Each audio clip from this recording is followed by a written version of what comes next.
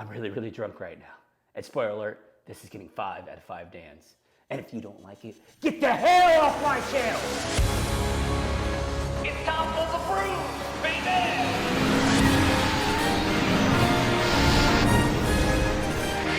This movie opens up, clocks everywhere. Marty McFly shows up. All of a sudden he plugs into a giant amp like Eddie Van Halen. And boom! Then all of a sudden, he's skateboarding. We're hearing one of the greatest songs of the 80s. Huey Lewis in the News, Power of Love. Shows up for school with an audition. Do a battle of the bands and play the song. But lo and behold, Huey Lewis himself says, you can't play Power of Love, and he's declined.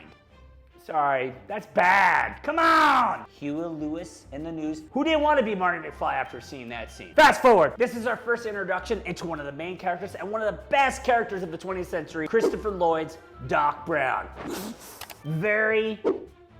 Can't think of the word now, but maybe it'll come to me after a couple more beers. All of a sudden, Doc Brown throws something huge on him.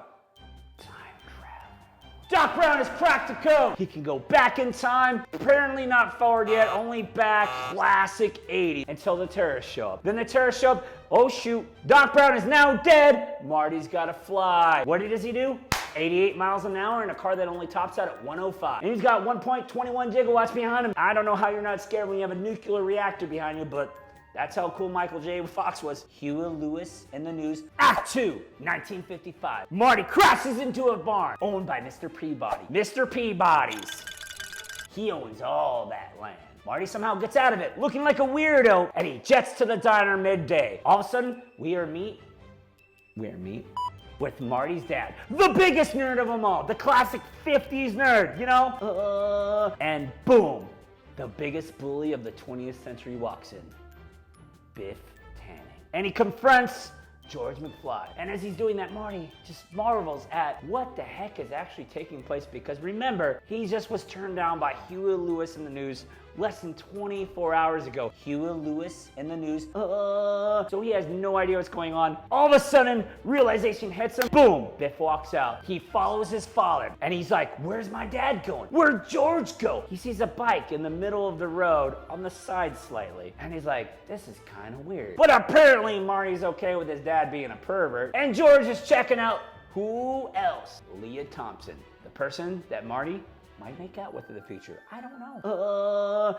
Apparently that's Marty's mom. George falls, gets hit by the car. But guess what? Stephen Hawking says if you're gonna intervene with time, time's gonna F you back. So Marty pushes George out of the way of the car. Bada bing, bada boom. We got an alternate timeline. This is Marvel before Marvel, people. Marty now wakes up. It's dark. He sees a woman caressing his leg, and like Eddie Boy from the 80s, he's like, and he turns the light on, and it's his mother. Shit just got real. Fast forward a little bit, she thinks his name is Calvin. He goes down, he meets his whole relatives that he knew as adults, now as little kids, and he's like, what is happening right now? You know what I need to do? I need to go visit Doc Brown, Christopher Lloyd. After a bunch of trials and tribulations that Christopher Lloyd put him through, Christopher Lloyd realized Marty might be smarter than him, so he should try and listen. They start watching on the VHS, and he realizes, oh shit, I invented time travel. Time travel can't be invented, Christopher Lloyd. It's only discovered. Now we're in the key point of the movie, and apparently it involves 1.21 gigawatt. He notices his photo is a little weird. Doc Brown points out, hey, isn't your uncle kind of disappearing? And he's like, oh, this isn't good. That isn't good. By the way, your mom's also trying to make out with you at the same time, so I think you got multiple problems going on. You need to exercise here. 1.21 gigawatt. We gotta get them together at the Enchantment Under Sea. It's the same night that apparently a lightning bolt hits the pole, because Marty McFly is better than every weatherman you've ever known, because he knows the future. Marty goes to the dance with his mother, because of course she's stalking him like a celery stalk. It's kind of like a joke Biff would say, right? You don't leave. With that said though, she wants to make out with her son. She doesn't realize it's his son. They finally kiss. And then she says, it's like kissing my brother. Well, I mean, he is one of your eggs. So 1.21 gigawatt. Well, the good news is Biff comes out, rips him out, locks him in a trunk of a car. Oh no, Biff's going in. Date rape's about to happen. Something bad's about to happen. Lo and behold, who becomes the actual hero of the movie?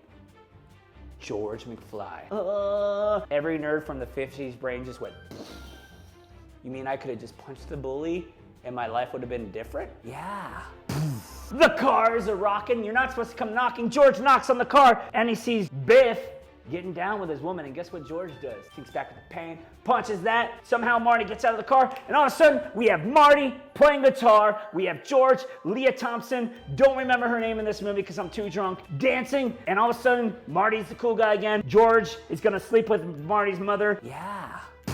We're all good. But all of a sudden, we look at the photo and someone's disappearing again. What the hell, dude? Who's the guy from American Pie? Shermanator's dad comes in and pushes George out of the way. George hasn't learned. He just knocked out the toughest guy in his town, and somehow he's still a pussy. Well, guess what? Good old George cocks that right hand again and doesn't knock him out. He pushes him away. And now the photo's good, and Marty's back up from his invisible jeans, and he's playing guitar like crazy. And then we get this weirdest sequence in the world that I still love, but like I can't explain. All of a sudden, Marty McFly starts playing Johnny B. Good while Johnny B. Good is on the phone. And it's the craziest thing in the world, and you're just like, this doesn't make any sense, but it's just that good that you just accept it. Yeah. Marty races from the dance after he talks to his parents and everything's good. He meets Doc Brown, but guess what? Marty still has to go back into the future.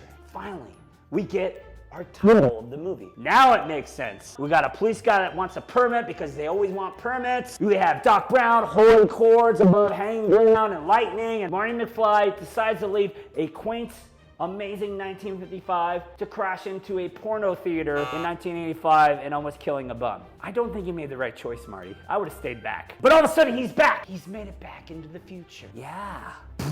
So he ends up going home, driving his DeLorean that could only go 105 top. He's made it. Nuclear reactor back and all. He does not care about his family. And he's discovered his family's now cool. They went from the over-makeuped, horrible, boring people that were in jail eating pizza. All of a sudden, his dad is a published writer. His mom is no longer an alcoholic, even though she's still got the gullet going on. His sister, I guess, is still trash. I don't know. His uncle is no longer in jail. Everything is working. And he has a Toyota. Yes, a Toyota.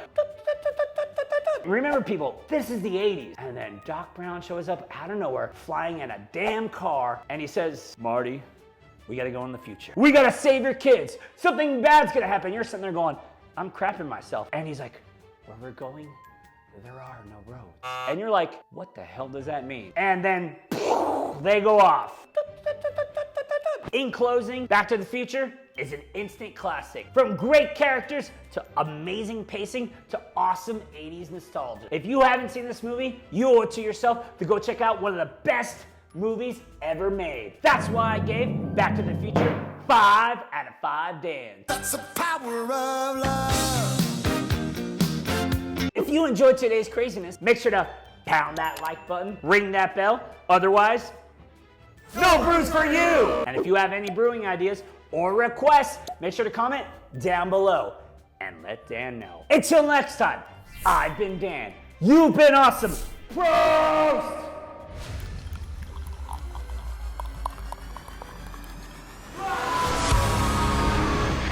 Sheila Lewis in the news.